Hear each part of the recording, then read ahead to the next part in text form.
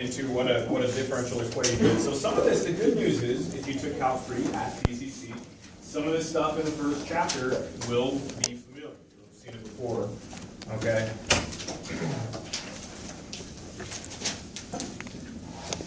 So up to this point, you've seen equations like, way back in the day. Way back. I don't know. 2x minus 3 equals 17. Okay? Linear, one variable. Where the unknown quantity represents what? Yeah, the unknown quantity x, it represents a real number.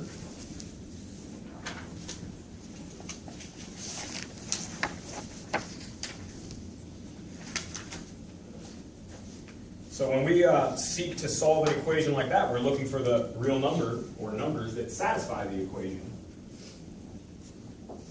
Well, a differential equation is different, okay? So a differential equation, which I will start to abbreviate probably as diffeq or deq or de, okay? A differential equation is any equation, so one in which the unknown quantity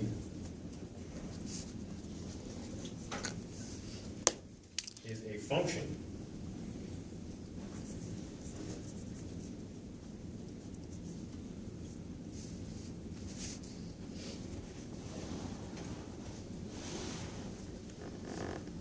okay? And not only that, but it's an equation where the unknown is a function and the equation involves at least one derivative of that function.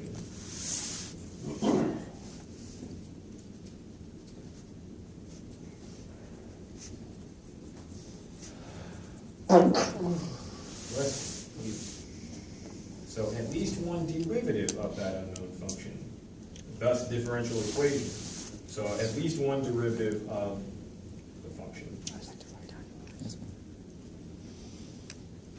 Okay, so a simple example, y prime equals y. That would be a differential equation. It could be read as, well, the derivative of some function equals itself, right? Y prime equals y. Okay, you might be able to think of a function that satisfies that. Can anybody think of a solution? Yes. Right. Right. E to the x, our good old buddy e to the x. Its derivative doesn't change, so the derivative of e to the x is equal to e to the x, which is the original function. So derivative of the function equals itself.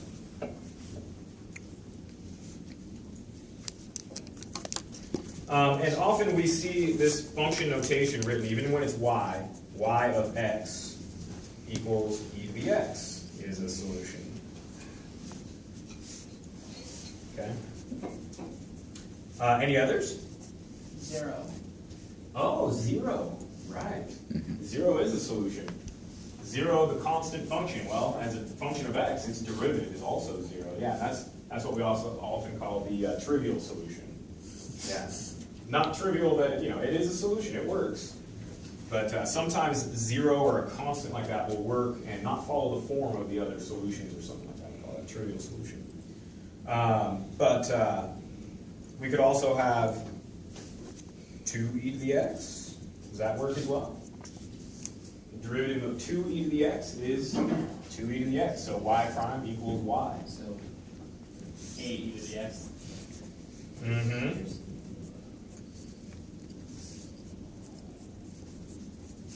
Etc. Right. So in general, we see that y of x, any function of this form would work. C or a, any constant a, where c is any real number, just a constant, okay, is a solution. Now, what this does is it generates a whole family of solutions, isn't it? Uh-oh. So that generates a whole family of solutions, one for each value of c.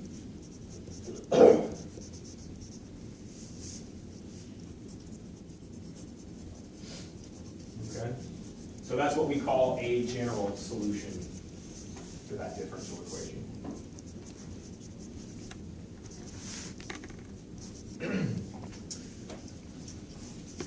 All right, let's look at an example. Another example.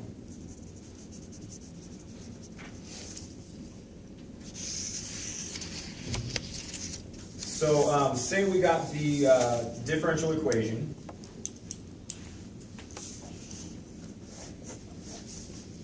Y double prime plus y equals 0. What I'd like to do is just verify that y equals c times sine of x is a solution.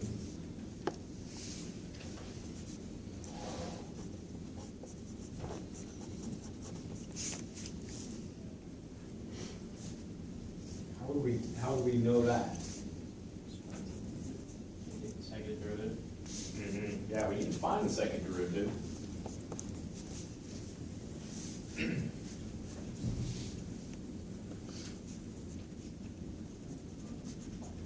So what is the first derivative? C is just a constant, so what do we get?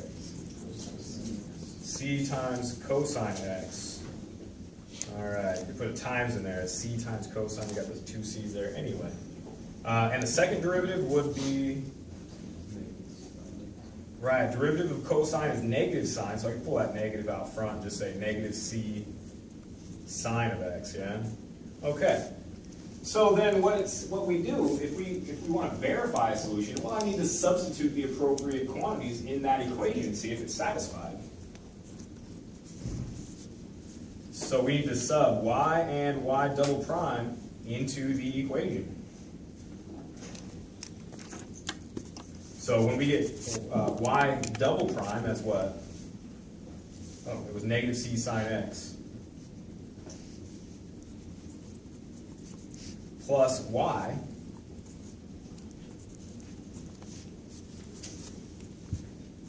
So that's y double prime there, plus y. And what does this give us? Oh, 0. Yeah, they cancel each other out, don't they? So in other words, this produces an identity. We know it's a solution if, when substituted in, produces an identity. Oops, produces.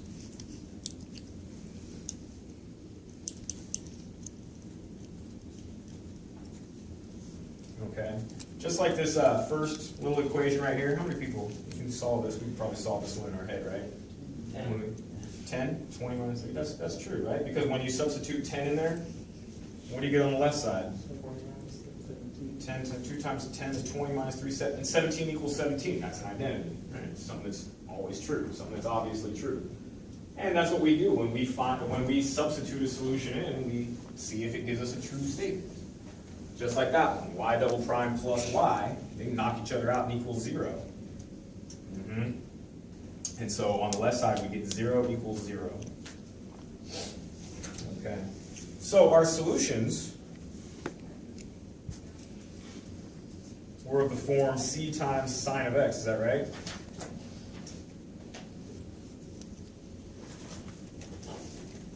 So say this is, let's see, pi over 4, pi, 2 pi. So if c takes on the value 1, what do we get in the solution curve? If c is 1, we just get sine x.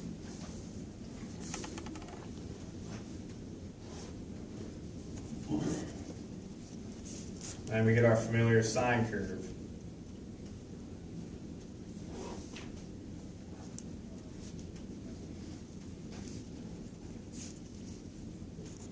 Okay, so this is the solution when c equals 1. If c equals 2, what does the curve look like? It's going to be twice as tall. Right, the amplitude gets doubled everywhere, and it stays at 0 if it's 0, doubles.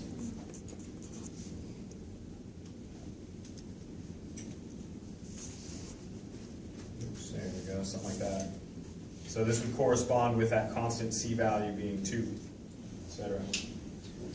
What if c equals negative 2?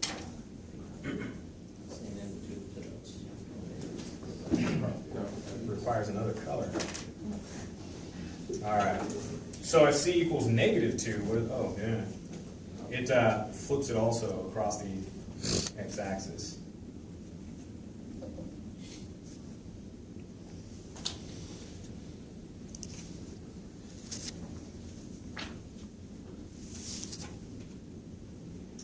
Okay, so each one of those curves would satisfy the given differential equation. Okay. Oh, and let's see. Any other solutions? Note, if c takes on the value 0, then what do we get? Identity as well. Right, 0 sine x. And you can see that 0, well, if my function is just y equals 0, well, its derivatives, and second derivative is just 0. I get 0 plus 0 equals 0, which is also true. What was the name for that you called it? Oh, this is called the trivial solution. And I'm not sure, I'll have to look into the definition, but the trivial solution, I think it's always just when it's 0, when 0 just works. Okay, it's a trivial solution. It often works. But not in every differential equation. Okay. All right, so of course, finding the particular value of c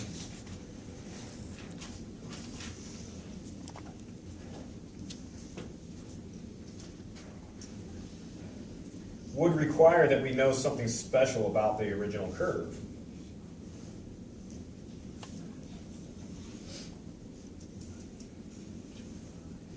So I'm going to say some info about the solution curve.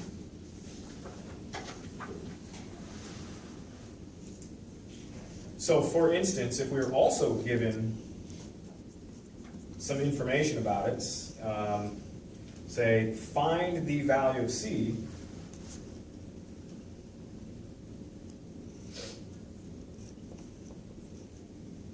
for which y equals c sine of x satisfies the differential equation and what's called the initial condition. So solution to and this is what's called an initial value problem. So initial value problem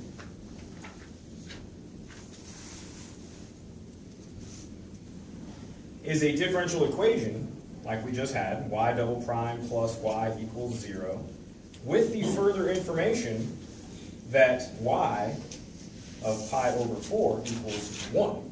That gives us, that's saying, okay, the solution curve has to satisfy this also piece of information. And what this is called is an initial condition. So maybe there's not multiple functions that both satisfy the differential equation and satisfy that condition about the function. Okay? So we look and see what if we could find a particular value of c that also satisfies that. Okay?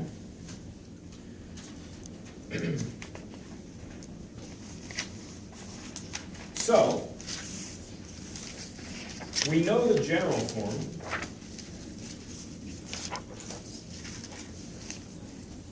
We know that y equals c times sine x is general solution.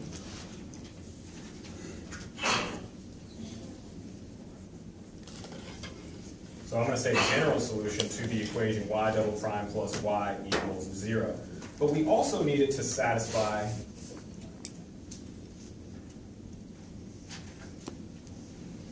this initial condition that y of pi over 4 equals 1.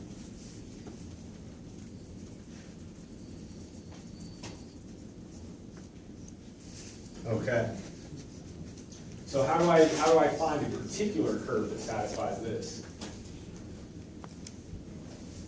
Plug in the value. Right. We plug in pi over 4 for x, So that tells us that C times sine pi over 4 has to equal 1. Okay, and what's sine pi over 4? Is that one of our familiar values? Root 2 over 2?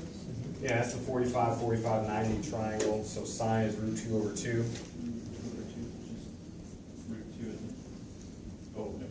Oh, yeah, when we solve for C, you mean? Yeah, okay. So, yeah, we can multiply both sides by 2 over, yeah, we got C equals, invert that, multiply by its reciprocal. We got 2 over root 2, which does simplify. If you rationalize the denominator, what do we get?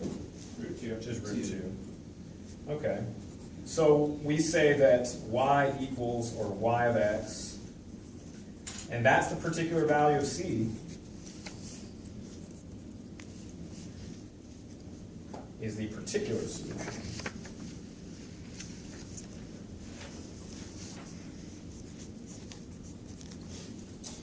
Okay? So we'll have a general solution. If we don't have any sort of initial condition or whatever, there may be a whole family of functions that satisfies a differential equation. If we're given further information that allows us to pinpoint it, oh, there's only one value of the constant that satisfies, that makes the function satisfy that initial condition, then that's called a particular solution of the differential equation. Okay? All right, so any questions so far? Yeah. Are there any examples of maybe having extra information that, say, narrows down the families of the general solution, but still doesn't give a specific function? That's a good question. I think so, but I can't think of it. I mean, I can't think of any examples right off the top of my head. But let's see. I know there are some. The book discusses this in chapter 1. Certain solutions. So, for instance, oh, right. So, for instance, if the initial condition was, well, y of 0 equals 0, that means that the solution curve contains the point 0, 0. Is that enough to narrow it down at all? Isn't that all signs that would have that? Yeah, all of these curves contain 0, 0. Or even pi over 2, 0, or something. Or Right, 0. pi 0. If it was pi over 2, 0, pi over 2, 0, I think that would lock it down to one solution. Probably the trivial solution, 0, going with that. Okay, because there's no shifts up or down involved, just a change in the amplitude. All right. So differential equations are all over the place in practice to model situations. So a lot of physical phenomenon, basic population models can be based off differential equations, but also other things. So for instance, Newton's law of heating and cooling.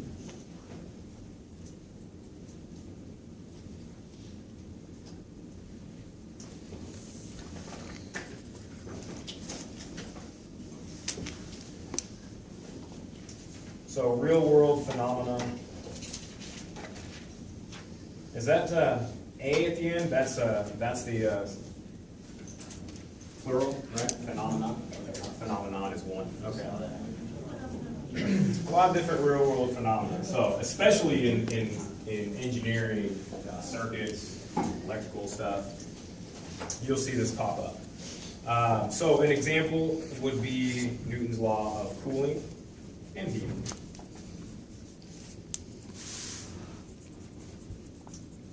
I always like to include that because things aren't always just cooling off. They could also be heating. Okay. And so what it states in words, the rate, anytime you see something that has a rate or rate of change, the rate at which an object cools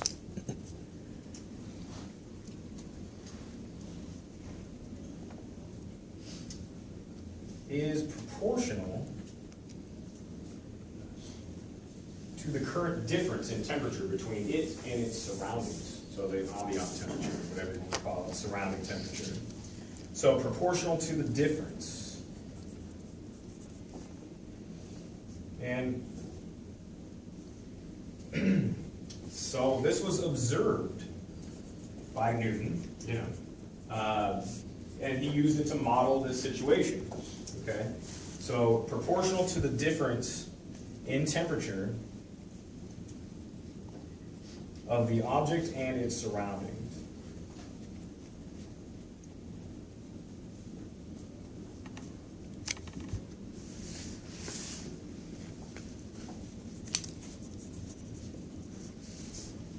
Okay. So we can translate that into an equation involving a derivative. Think, you know, related rates in Calc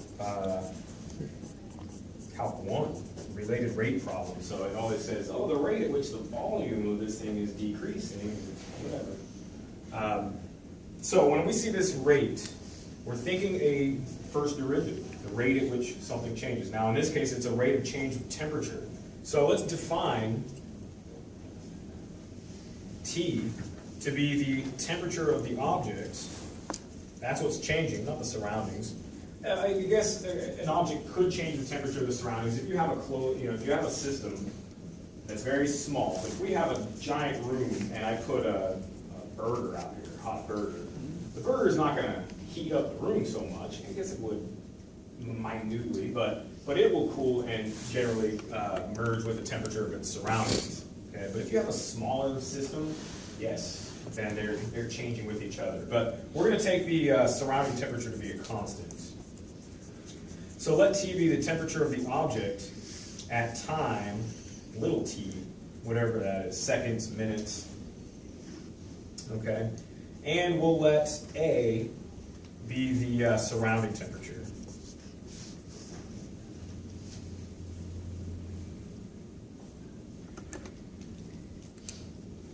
Okay. Then we can translate this, and what would this Newton's law look like in equation form? Object cools, so that's the change of temperature. T over dt, little t. Over little t. So it's what the book calls the time rate of change. Rate of change with respect to time. We often use time as the independent variable. So the book calls this time rate of change of the temperature. Okay? And it says what about it? Equal to the Proportional. yeah, proportional to. Yeah, proportional to the difference in temperature between the object and its surroundings. Okay, so equals, that's is, proportional to the difference in temperatures. Well, the difference in temperatures would be, well, temperature of the object minus the surroundings, and it's proportional to that. Time. What's that? Yeah, time, some constant of proportion, which we usually call K. Oops. Where K is just a real number. It's called a constant of proportion.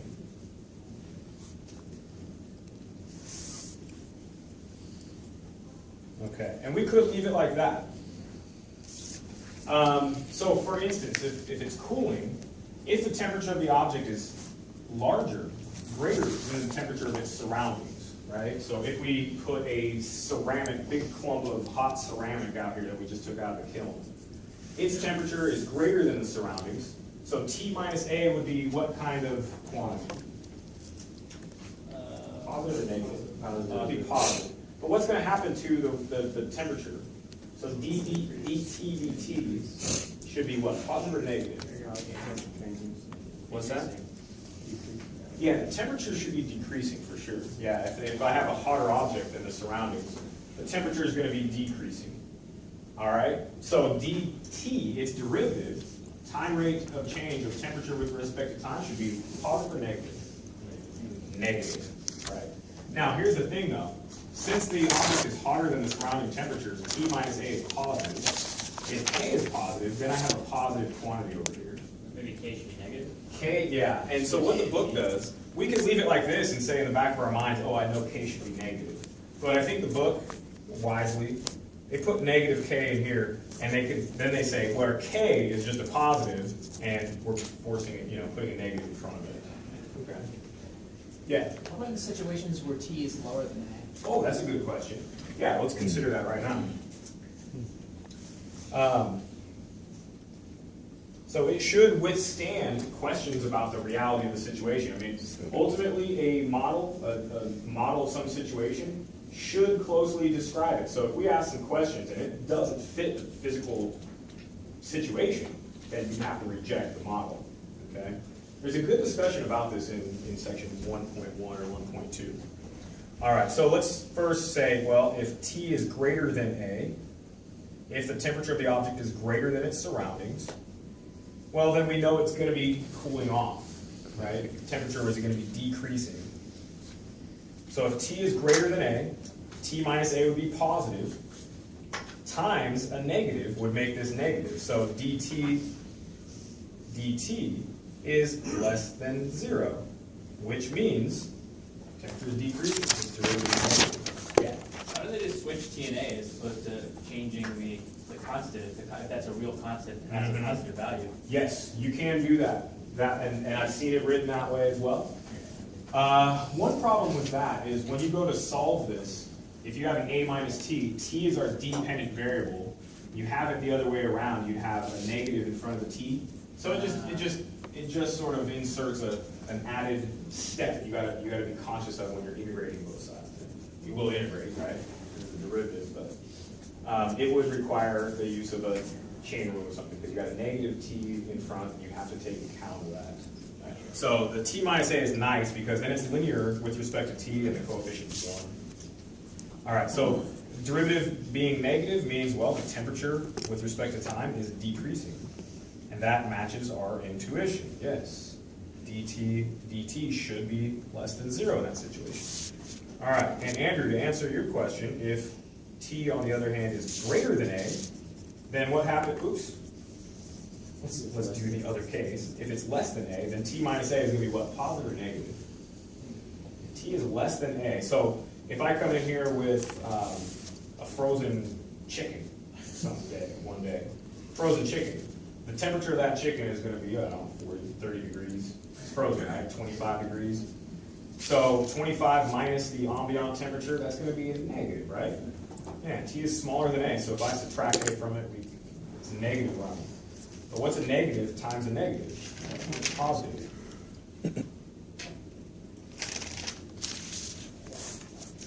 And does that match our intuition? If I brought frozen chicken in here, what's going to happen to its temperature over time? It should increase, which means, yes, this derivative should be positive. It's going to increase. The temperature is going to increase until it matches the temperature of the surroundings. And those match with the physical reality of the situation, and a model should do that. It should withhold, or it should withstand those questions. If it's going to be a valid model, it should withstand those questions.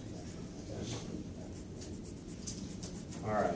So we're not going to solve this yet. We're not there. But there's all sorts of things that can be modeled with differential equations. Simple populations, especially things like,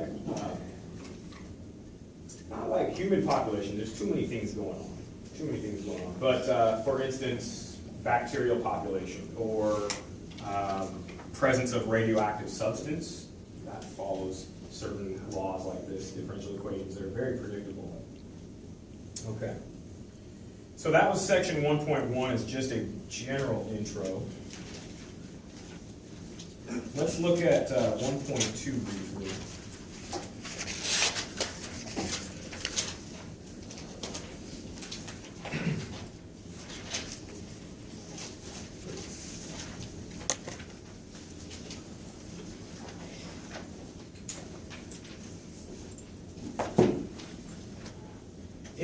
Integrable. One thing about higher math, it's full of words that you can barely say sometimes. And this is section 1.2 material. Integrable. All right. So if we have a fairly simple differential equation,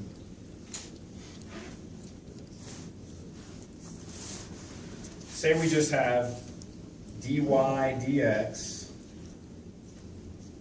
equals, and this notation just means some expression involving x only, okay?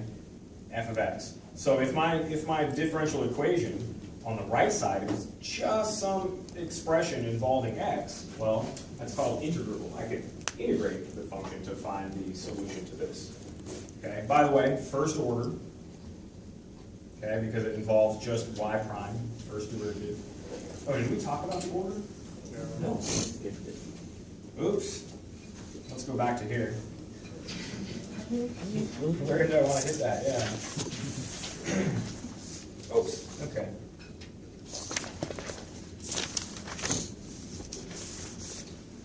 At least one. Okay, let's write it right here. This is a good place. So differential equation involves at least one derivative of the function. The order of the differential equation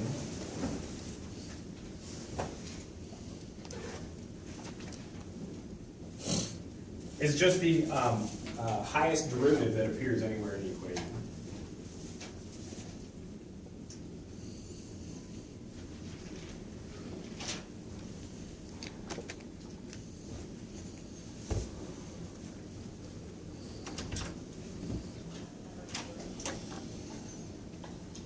Okay, so it's nothing crazy. This would be what order? First order differential equation, because it only involves y prime. Kind of like the degree of a polynomial function. Degree of a polynomial is the highest exponent on a variable in a polynomial function. So a degree 4 would be like x to the 4th plus 3x squared plus x minus 5, whatever. So order of a differential equation is just the highest derivative that appears in anywhere. On the unknown, yeah. On the unknown function y. Okay. On page 2, what would be the order of this differential equation? Y double prime plus y equals 0. That's just an order 2. Second order differential equation. All right. So in the case where we have a function or a differential equation that can be written as dy dx equals f of x, then it's said to be integrable.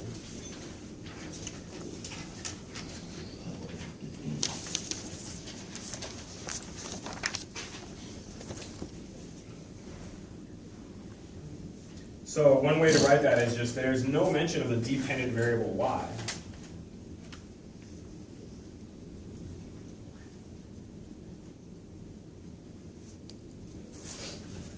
Okay.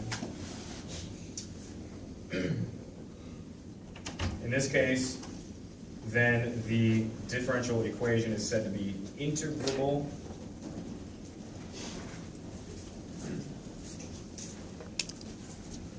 All right. And what that means is we can solve it by integrating. Okay? If I integrate, well, we could kind of just say, well, y equals y as a function of x.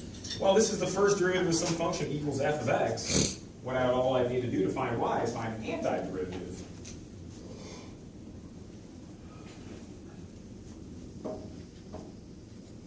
Okay? Antiderivative of that function. So if it's a function of x only, great. We just integrate that expression.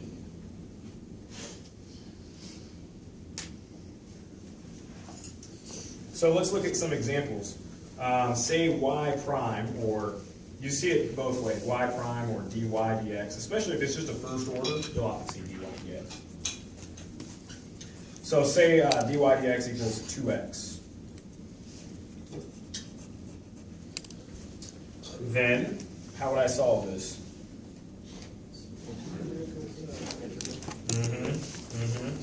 Yeah, you can basically almost think about it like integrating both sides, but we want the dx over here. So I'm going to be integrating 2x dx. And what do we get? X squared, and the most general function that satisfies that, well, any constant will do, right? Okay. Oops. So if that's x, well, x squared plus 0 would look something like just disregard the scale for a moment, because I'm just going to draw these. This would be if c equals 0. If c equals 1, we got x squared plus 1.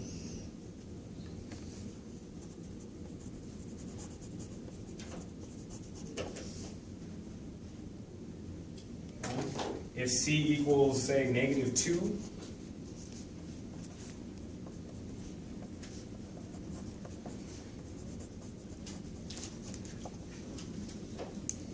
then there's our curve. Okay.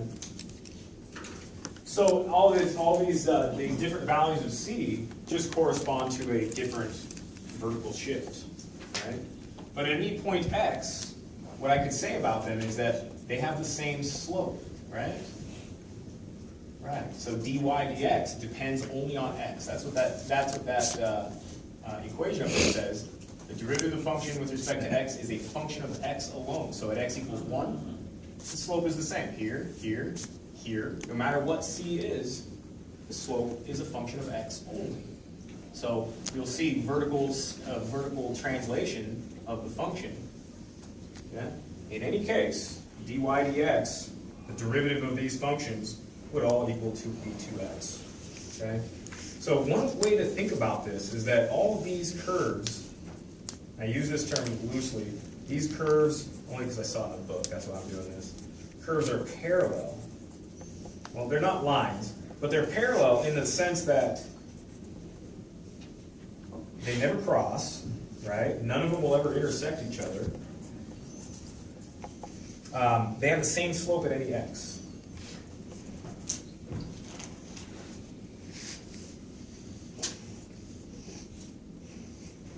And by slope, I mean the slope of the tangent line at any point here.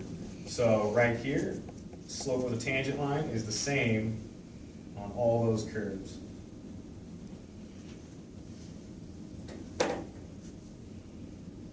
So the slope of the tangent line, I just used a little subscript. Slope of the tangent line, or dy dx, they all satisfy that relationship, 2 times x.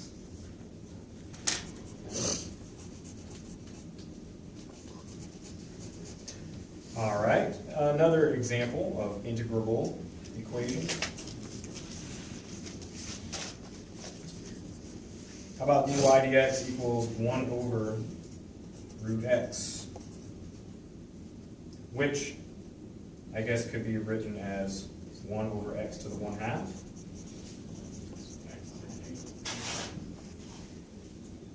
Oh, right, or x to the negative 1/2 if you've got rid of the denominator, right? Mm-hmm. Yeah, these bullet points, different example.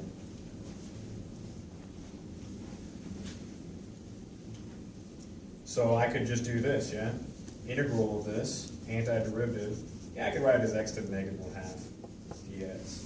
And so what does that give us as a function?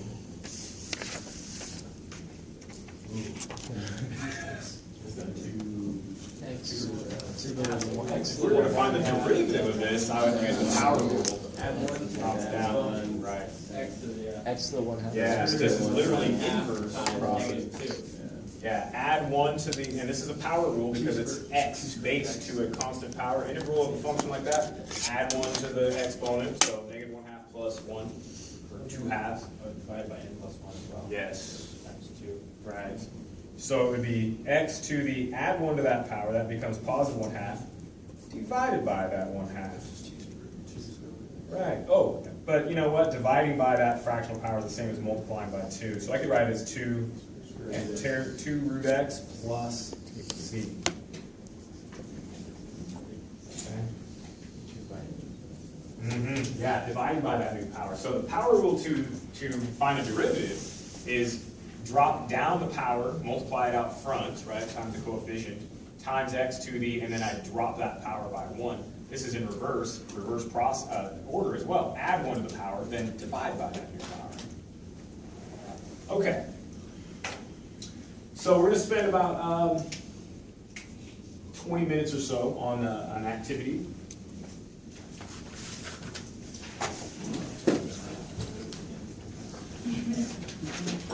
Or, you know what, if you'd like, we've been here for an hour and 10 minutes. Let's take a break. I'll try and work that into each class session. Why don't we do that? Take a break. We'll start at 50 after formal, 10 minutes to 3. I'll just get these out.